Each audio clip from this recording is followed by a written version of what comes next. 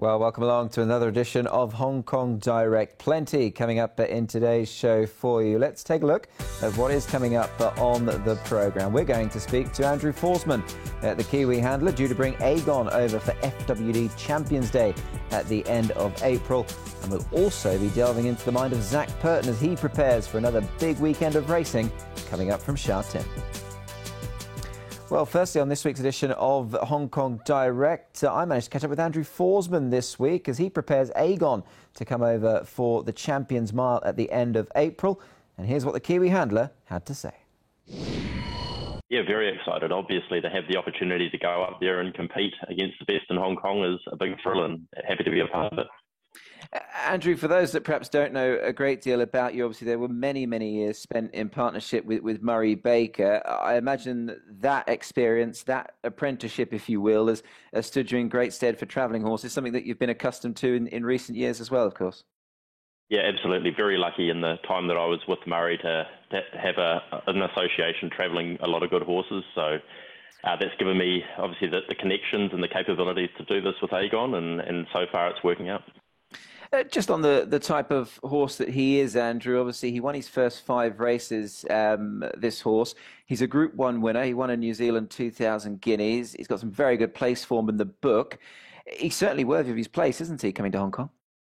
He is. He struggled a little bit as a 4-year-old coming out of his 3-year-old season. He just needed a little bit of time to get over that, mature. I think he's come back a better horse for it. I think one of his most recent runs was in the spring in the Champions Mile in Melbourne, and that was a very competitive effort, only a length off some of the best weight for age horses in Australia. So a run like that gives us confidence that he can go up and be competitive. I also went back, Andrew, and had a look at his run in the Captain Cook. He ran second in that. That was last December, a time when probably our focus here in Hong Kong was on the international races. He was running such a good race there. I imagine runs like that certainly give you the confidence to come on, take on one of the best that we've got. Yeah, absolutely. And a lot of time at weight for age, he's been a little bit victim of circumstances. Racing pattern is to get back a little bit, which does make it hard for him.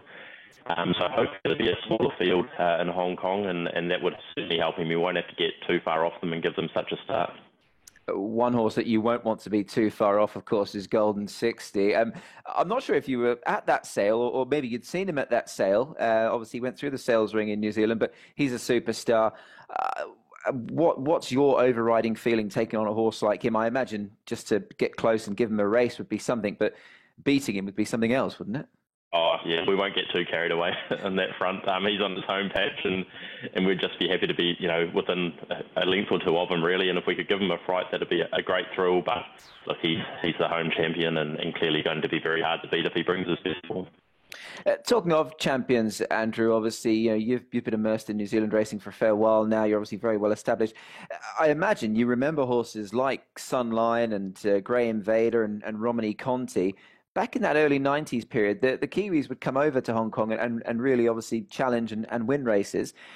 I mean, I imagine you'd love to add your name to that list. I mean, some legends amongst those, both equine and human. Yeah, absolutely. When you names like Sunline, probably when I was growing up, she was a horse that really piqued my interest in racing and really, got that passion going. So I think that'd be brilliant to now be, 20 odd years later and be doing the same thing.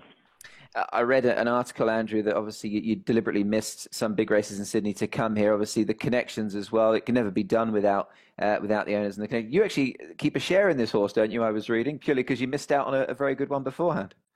Yep, absolutely. I bought John Snow for the Zame family, which was their first horse, and I had to stay in for a little bit, and I didn't. And that he ended up a very good horse, obviously a Derby winner, and then Aegon was pretty much the next one I bought, and I thought, well, I really have to keep a little share in him, and thankfully it's worked out. Well, Andrew, I imagine the closer we get to the end of April, the more of the excitement will build, obviously, for you and the team. Just in regards to the horse, obviously, travelling, is he the type of horse that takes it well, and are you expecting sort of, no hiccups to get here to Hong Kong? When would he arrive to Hong Kong, Andrew? I think he'll handle it a little well. He's down in Melbourne now, so we wanted to cut out a leg. We avoided Sydney for that reason. He'll fly direct from Melbourne to Hong Kong on the 17th of April. So effectively he'll be there a week and a half before, or a couple of weeks before the race itself. And that gives him a nice amount of time just to settle in, get into the routine and he's going very well. We gave him a jump out this morning, actually, which he won quite impressively, and just to keep him up to the mark, really. Well, tremendous to chat with Andrew Forsman. Can't wait to see he and Aegon here in Hong Kong. Great to have the New Zealanders coming back for a big meeting here in the city, of course. One man that's going to play a very prominent part in FWD Champions Day is Zac Purton. He's got some choice rides coming up this weekend, both of which are going on trial for the big day at the end of April.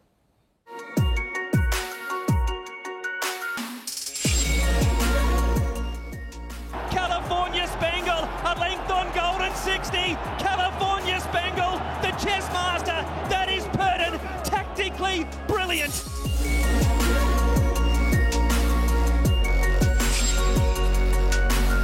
Lucky Sweynesse took over in the Centenary Sprint Cup from Sight Success and Super Wealthy, and a great season for Manfred Mann just got even better. Well, I was. Clearly I got it wrong. Not always going to get right? But, the things like his Sweynesse is and like I said before the race, we don't know where his ceiling is yet. He's still improving, and he showed on the weekend, not the weekend, last start, that certainly was the case. Now, I think California Spangle probably didn't turn up and give his best, but at the same time, Lucky Sweynesse clearly had him covered a long way out. It was a fairly soft win. Zach, you've ridden a lot of good horses here. That goes without saying. We could talk for ages and a day discussing the horses that you have ridden, but have you ever known a horse rise as rapidly as this guy? Oh, sure. There are a lot of horses that go through the ratings fairly quickly, right? He's not alone there, but he's a little bit unassuming in the fact that, he's not great out of the gates. You've got to ride him along a lot of the time to get a position, and that was still the case last start. James was lucky that there wasn't a lot of speed in the race because he did begin a bit sluggishly, but he was able to get his spot fairly comfortably because there just wasn't the pressure in the race. But he certainly doesn't help you from the gate, so that's always a concern with him. And then you don't really know what type of position you're going to get. And then as well as that, what is his best distance? Yeah. Is it 1200? Is it 14? Could it be a mile? We're still trying to work that out as well. I guess if we look at it from an assessor's point of view, he's only a pound below Golden 60 at this stage, 2 pounds higher than Wellington, who's a champion sprinter. So I guess the figures suggest that, as you say, we don't quite know where he's at just yet. Yeah, exactly. It'd be interesting to see how he would measure up against Golden 60, and maybe we'll see that at some stage. But handicap is certainly rates him highly, and I suppose you got to on what he's done. How has he felt coming into this weekend? Like you galloped him recently. The gallop visually, to those that weren't on board, of course, looked quite impressive. Yeah, he's a gem to do anything with in the mornings. He's getting quieter and quieter as he progresses. It's so much so, he wants to stand around at the track in the morning and have a look, walking out and walking back. So I think he knows he's above average, and hopefully he can continue to keep winning. Moving on to the horse that he beat last time, the horse you rode, of course, was California Spangle. My first question is, in your opinion, do you feel he's got the recognition he deserves as a Hong Kong mile winner? I'm sort of the opinion that he maybe doesn't get the full recognition. What's your take on it? Well, he's always overshadowed by Golden 60, right? And rightly so. He's got an unbelievable record. He's the best horse we've probably seen here. He's won everything, and we have to keep coming up against him. So, yeah, sure. There's always that part that Golden 60 is the better horse, and he sort of has to do something wrong on the day for us to beat him. But does that mean that California Spangle's not a great horse? No, it doesn't. He certainly is a very good horse. And when he's presented with the opportunity, he gets the job done himself. I guess what he has done and what he has achieved, a lot of horses would have to go a lifetime to try and do what he's done. I mean, he's run placed in derbies, he's won classic cups, he's won sprints, he's won miles. He's a bit out of the box, isn't he, really? He is. If you sit down and have a look at his numbers and look at his record, he's a serious horse. But he's just been overshadowed by a giant. But I love riding him. He's a great horse to ride. He's a good horse to look at. He's got a great racing style, and he's still got a fair bit of racing ahead of him. Yeah, some lovely rides there, of course, for Zac Purton this weekend. Both Lucky Sweynesse and California Spangle upcoming in both those Group 2s. Let's take a look at what we have got coming up then for you in the next few meetings in Hong Kong. It is, of course, Group 2 racing this weekend with the Sprint Cup and Chairman's Trophy. We're back to Happy Valley on the usual Wednesday night, and then a Saturday meeting coming up on the 15th of April. That is what we've got to look forward to here in Hong Kong. But we're just about out of time for this week's edition of the show. Do hope you've enjoyed it, of course. And as we leave you, it's classic replay time, and we'll cast our memories back to Little Bridge winning a Sprint Cup a number of years ago for Zac Purton, of course. Many thanks for watching. Enjoy this. And we look forward to your company again here on Hong Kong Direct. Goodbye. It's Leading City by 2.5 lengths to Little Bridge as they race down the side of the course. The lead section in 24-1. Rich Unicorn on the bridle, third on the inside of Captain Sweet. Fair Trade's over racing with cover. Around Cerise Cherry, and 2 lengths last of all is Able Speed travelling to the turner. And Clark allows Leading City to open up a 4-length lead on the favourite Little Bridge as they turn.